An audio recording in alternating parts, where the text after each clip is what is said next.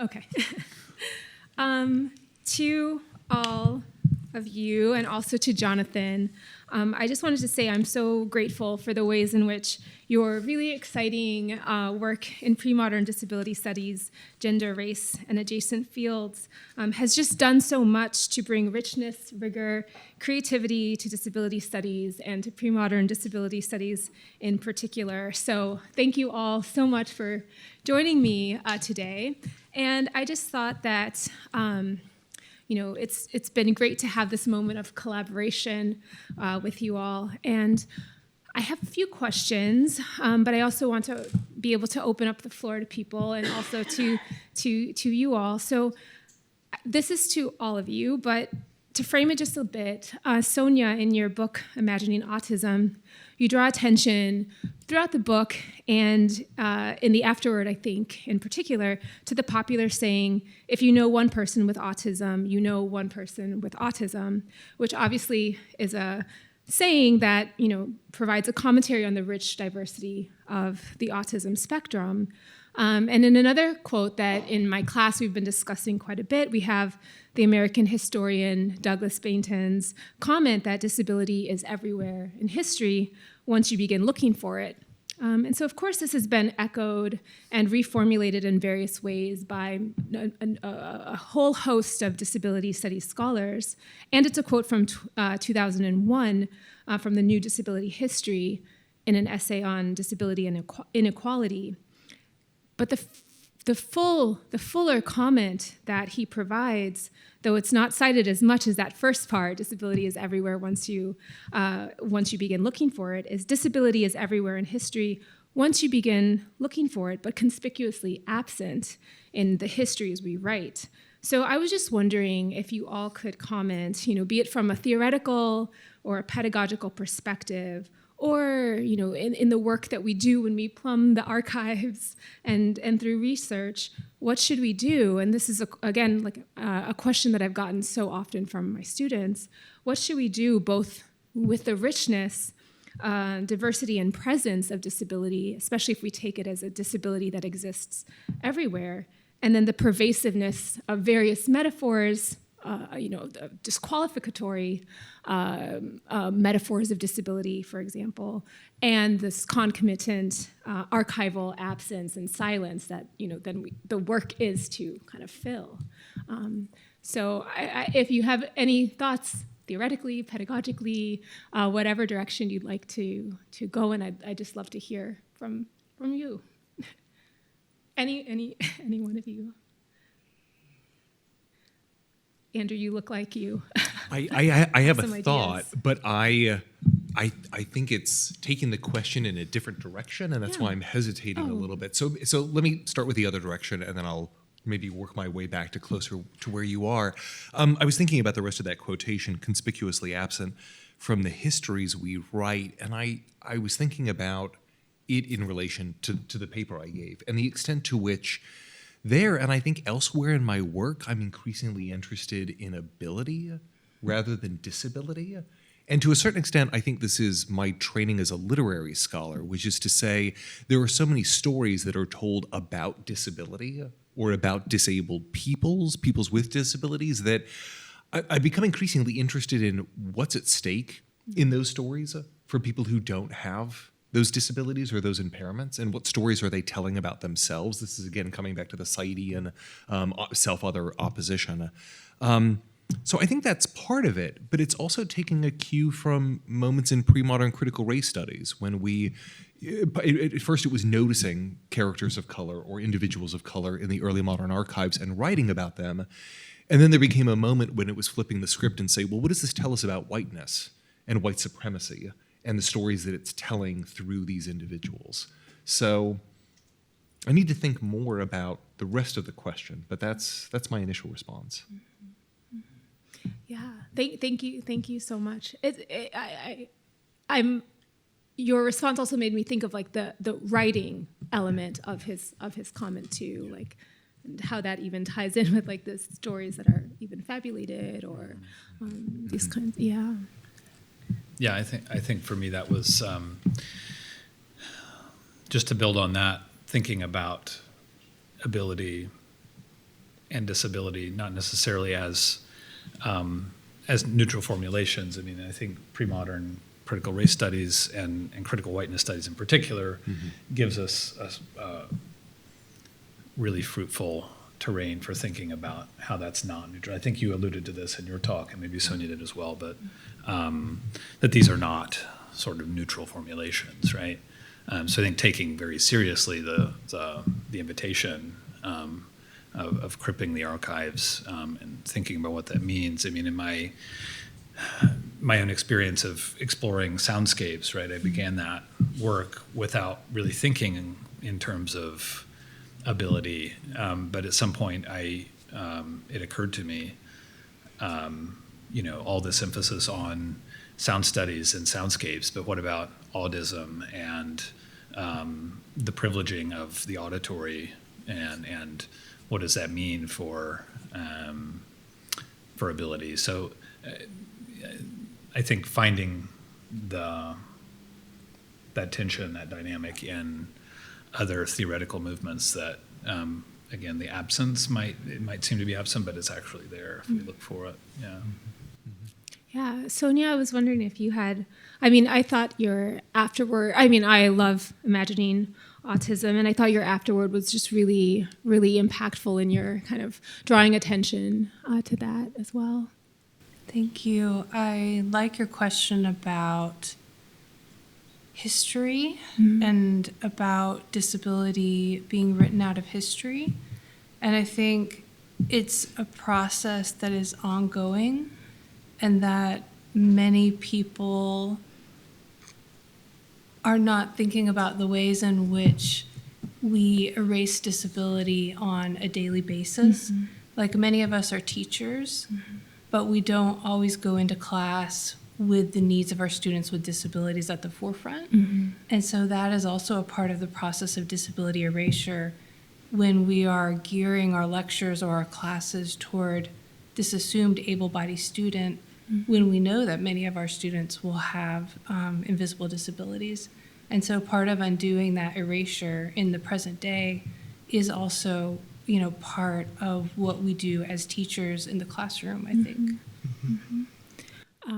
Thank you so much. That kind of ties into another question I have for you all, but I also have kind of the specter of Jonathan in my mind. We were recently together at the Huntington Library for a conference on disability in the archive, and so this whole conversation is just making me think too. We were talking about both the archival absences and the absence of intent in a classroom in promoting inclusivity, and I just wish Jonathan were here to also comment on that. Just as a note too, it reminds me of Jennifer Barclay's great work on cripping the archive and kind of the ethical and political choices we are making in centering disability in our work, in our classroom, in our research, et cetera. But so I kind of have one of my other questions, like I was saying, is about disability and community building and kind of world building. But considering both, I suppose, research and pedagogy again, but thinking primarily about the politics of representation and who or what is silenced and how or why, I would love to hear from you all how, the principles of disability justice, and of course I've been thinking so much of Alice Wong's, just moving and really amazing work since her recent passing. But how do the principles of disability justice, of the disability rights movement, or how do the ethics of care and care work kind of inform both the personal experience that you bring to the classroom or your ethical intellectual priorities? And any of you or all of you, I'd love to hear from on that as well. Sonya, would you like to start maybe? I think definitely being a professor who focuses on disability studies and disability issues has changed my pedagogy a lot over the years, in terms of being more flexible with my students. And that's partially a flexibility that I need myself as a professor with a disability. And so it feels very natural to extend that flexibility to them. But the truth is that a lot of our academic spaces are very rigid. And so it's like always a process of trying to undo that rigidity that's sort of built into the system. Thank you so much. If I can just interject for a minute, I have a wonderful student who has, we've had so many conversations about this, so definitely feel free to jump in as well. Just about, even around issues around disability disclosure, or, the stigmatization that academia often, it requires this very rigid framework that isn't a functional framework in and of itself. But do either of you have comments on this? I would just echo. I think for me, it also goes back to the classroom and thinking about academia and the scholarly apparatus as another part of a capitalist structure that really produces knowledge within walls and is not generally accessible. Of course, there are, I think, really important exceptions to that. Increasingly, open access is sort of founded on that notion, but I think academia in general continues to be very not access oriented, and I think a lot of professors, and I'll speak for myself here, some of the first encounters that we have, those of us who have maybe not worked on disability studies early on, is in the classroom and in the accommodation requests from student accessibility services. And that is hopefully an invitation to think more critically about the work that we're doing and how it's accessible, not just in a pedagogical space, but an academic scholarly one. And it's refreshing to see that is, I think, was taken seriously for this event, right? But as we all know, that's not always the case. So I think there's certainly a lot more that has to be done, and following the lead and taking, again, that invitation seriously from disability studies scholars, for sure. Yeah, I'm thinking through this. I mean, in some ways, this goes back, Sonya, to your earlier point about erasure in the classroom. As someone with non-apparent disabilities, I have become increasingly vocal about disclosing this to my students on the first day, whether I'm teaching disability studies or not, simply handing out the syllabus and saying, if you need something.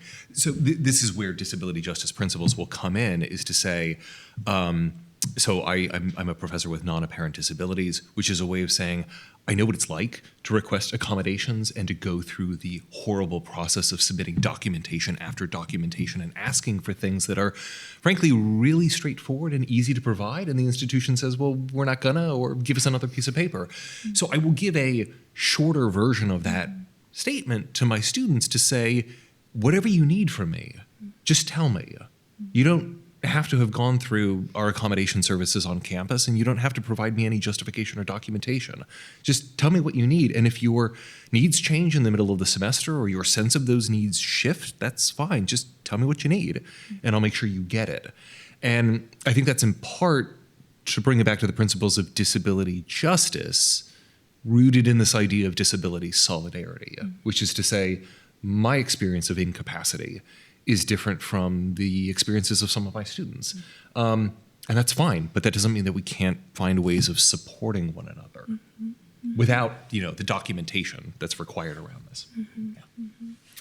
All right, I will open it up to you all to ask questions, but I do kind of have one last question that I've just been, thinking about. It's very important to me, and I just was wondering if you all find in doing the work of pre-modern disability studies, or, making pre-modern literature in general relevant and important in today's society, for students, for institutions, do you find a particular, I'll put it this way, I find that disability studies, which I've always been fundamentally kind of oriented towards, is such a great way to revalidate some of these very traditional and, Montaigne, Petrarch, some of these texts that I know you all know that I work on quite a bit, and show how they're relevant. Do you all find that there are particular affordances in focusing on the pre-modern? I ask this is kind of maybe a fake question, because you all have, and Jonathan as well, have such impressive temporal arcs in all of your work. But I wonder if, the pre-modern, if the medieval and the early modern in particular have any special kind of like dynamic force that pulls you towards them. Anyone? I'd love to. Yeah, the short answer is absolutely. I think about this, for me, this is my justification of studying the pre-modern, but it shapes my classes as well. It's that when I look to the early modern period, it is either helping to provide a genealogy of the present, right? I understand the emergence of capitalism, white supremacy, its entanglement with ableism, settler colonialism, all of that. Or, and this goes to Jonathan's talk, it provides alternatives, right? And so it can be both intellectually rewarding to understand how the structures that surround us and shape our existence came into being, in part because sometimes that can point you to fault lines that you can put pressure on for political ends, or it can give you alternatives. So in both instances, the short answer is it's political. Thank you so much. Yeah, Sonya or Paul? I think I take a particular delight and joy when I can help students of now connect to works that to them seem so old and dated, when they can see that there are still things in these works that they can relate to and experience. That amazingly, there are still events and emotions and ways that they can relate to and understand these things that happened so long ago. And that to me is wonderful, to see them connect with historical events and characters in that kind of visceral way. That's wonderful. Thank you. Yeah, that affective sense of surprise and epiphany and shock and the like.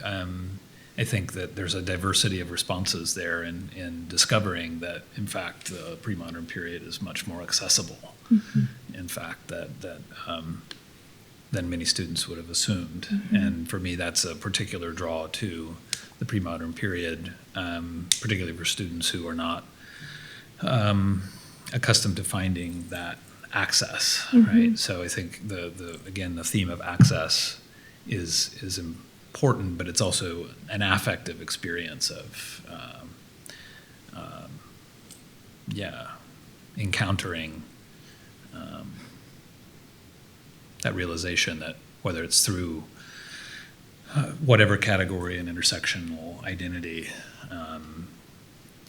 that the texts do offer that kind of spectrum of relationality that is expected, I think, of much more modern things, but is quite unexpected, at least I think, in most of my students' experience. Yeah, absolutely. I was telling Andrew earlier that, I really love, I obviously love medieval and early modern literature, that goes without saying, but I really love teaching texts like Montaigne. At the start of his essays, at the start of the essay, he says, these essays are the space. So going back to, these discussions we've been having about Crip time and Crip space, but these essays are the space where mes défauts se liront en vie, for my defects will be read to life. So if we take that as kind of like the introductory authorial promise, in a sense, of the essays, that really changes even the prism through which we're looking at them. But thank you all so much. I know you have some questions for each other or some follow-ups. Andrew, do you? Yeah, I do. This is a question that I'm still trying to formulate, and so this is Paul for you. I think you started to answer it at the end of your talk, which is why I was hesitant to ask it, but I'm still going to ask it now since I've been put on the spot. One of the things I noticed across your talk was like what I would describe as like an oscillation between pessimism and optimism, moments where we're recovering a figure and then we are attentive to the oppressive structures that are in place. And so I think my question is in that spirit, thinking through, you would invoke Saidiya Hartman on critical fabulation. I was thinking about her chapter in Scenes of Subjection on the performance of enjoyment, and the ways in which song or dance among enslaved African Americans in the context of U.S. plantation system, the way that enjoyment can be read, and the way that she herself in writing that chapter struggles with how to read it. So just trying to, and again, you mentioned this, I think you used the phrase like a racialized power dynamic of a white master and a black enslaved person. So just, I'd love to hear more about that element of this in your work. Yeah. Yeah, thanks so much for that question. I'm interested to hear that you found that dynamic at play, and guess I'm not entirely surprised just because of how I'm coming at this project, probably from the perspective of pre-modern critical race studies, and in my field of early modern Spanish literature, there is certainly a dialectic between approaching the Afro-diaspora as from a reparative perspective, those moments of enjoyment and jouissance and recuperating the black musical and dance traditions, versus the taking seriously the forms of abjection and oppression. And it's a dynamic that I think one can find explored again brilliantly, both angles, right, by Nick Jones and Noémie Ndiaye. And I think one way of framing my particular intervention here that I didn't get into, but thinking about Luisa's voice in particular as a sonic instead of semantic kind of material voice, thinking about what Roland Barthes calls the grain of the voice, as a different way of framing what the black voice that has hitherto, I think, been explored mostly through Habla de Negros, right? As so with Guiomar, this other enslaved character in the narrative. So thinking about the black voice not just in terms of those semantics that have so often been couched in a performative and parodic idiom, but also as, what liberatory potential might there be in thinking about the acoustic and the material aspects of the voice. And I hope that's not an evasion of trying to avoid that particular tension, because again, I think that tension is there even if we conceive of the voice as that, right? There's that tension between authenticity versus imposture, ability, disability, and Saidiya Hartman's kind of enjoyment and kind of celebration and joy as a form of resistance. I also think about that and the work of Miguel Valerio with the joy of local festivals and colonial spaces as a particular form of resistance, and Audre Lorde's work also thinking about joy as a form of resistance. So there's a lot there. I'll have to go back to Hartman's piece there to think through that some more, but thank you for that. And I have a question for you as well, if I may.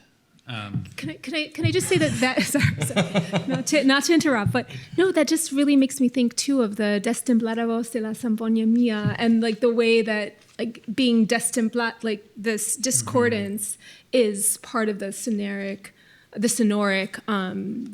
beauty kind of, but yes, I love the metaphor. Yeah, the lyre that's out of tune. Exactly.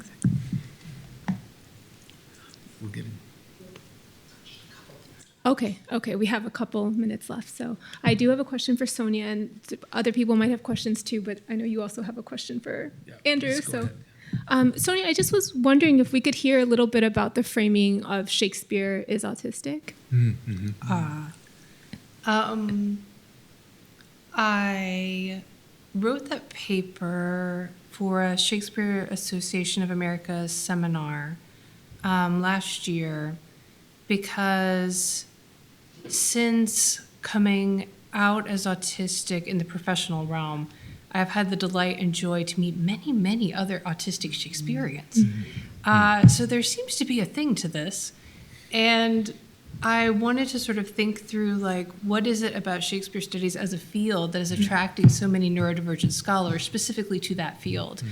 And so in the essay, I talked some about things like practices of close reading and the depth and history of that scholarship and how it creates sort of its own, giant system, because a lot of autistic special interests focus on systems. And while the stereotype is to think about systems like math or computers, Shakespeare studies is also a system. It's a very huge and complicated one. And so it's interesting to think about, not Shakespeare the historical person as autistic, but as the larger field of Shakespeare studies as being a network that encourages certain forms of neurodivergent thought and learning, and has been helping to make connections among neurodivergent scholars.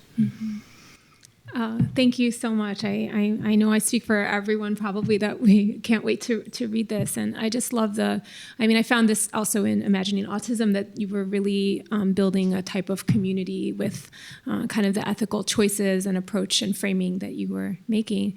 But maybe we have time for a question from the audience. If we can ask one last question, if anyone has one or has a comment to make.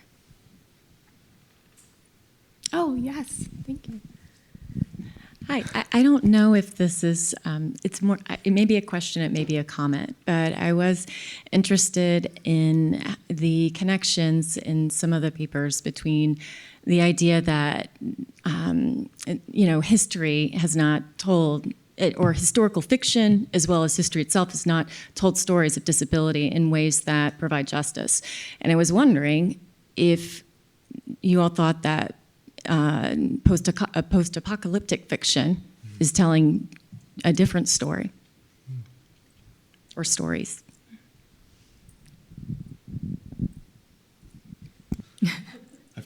Go ahead. Please go ahead.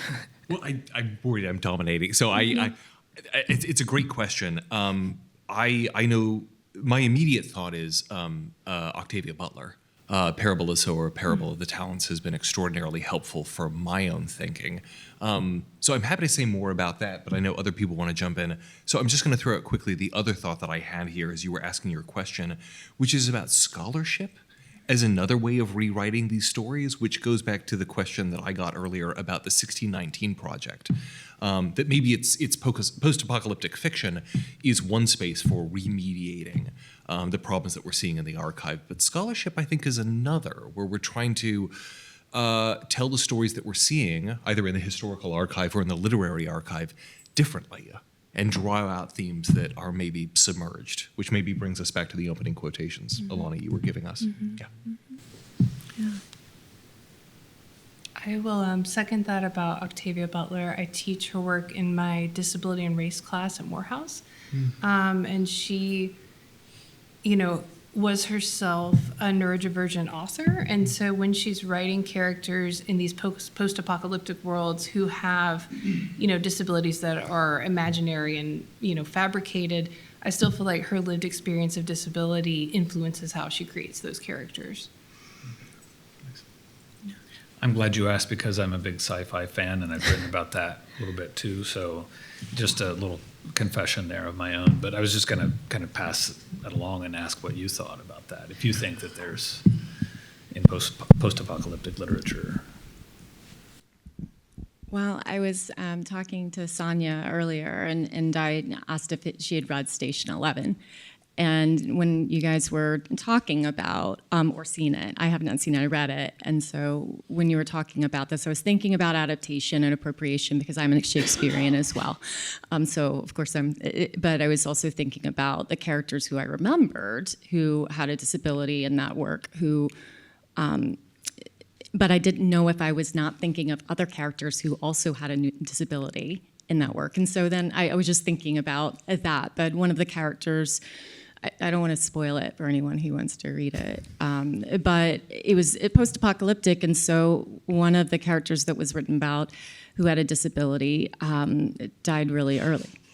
And so it was this idea, and it was going back to what you were talking about with settler ability. And I was thinking about, post-apocalyptic, like what does that look like for quote unquote settler ability? So, yeah. This is really helpful. It's making me think quickly of when I have taught at Skidmore a literary and critical literary theory survey class, and we land on Mitchell and Snyder talking about narrative prosthesis. My students will often talk about a film that I have not seen called A Quiet Place, in which the ability to communicate with sound is a kind of disability gain in a post-apocalyptic environment. So I'm just going to throw that out there from my students to you. Again, I haven't seen it. Yeah. Yeah, thank you so much for that question. And I know I didn't give a paper, I gave Jonathan's paper, but it just makes me think, I always try to I really love Sami Schock's work, and so Body Minds Reimagined is kind of one. I mean, it's speculative fiction, but it kind of allows for some of those inroads to be paved. And then I was just thinking that there's a wonderful issue of the Cervantes Journal that's Sci-Fi Cervantes. So, but thank you all so much for coming today. Thank you so much to everybody at the Cogut for all of your support and your help with this. And I think we have a reception now, so hopefully some of the conversation can continue over libations.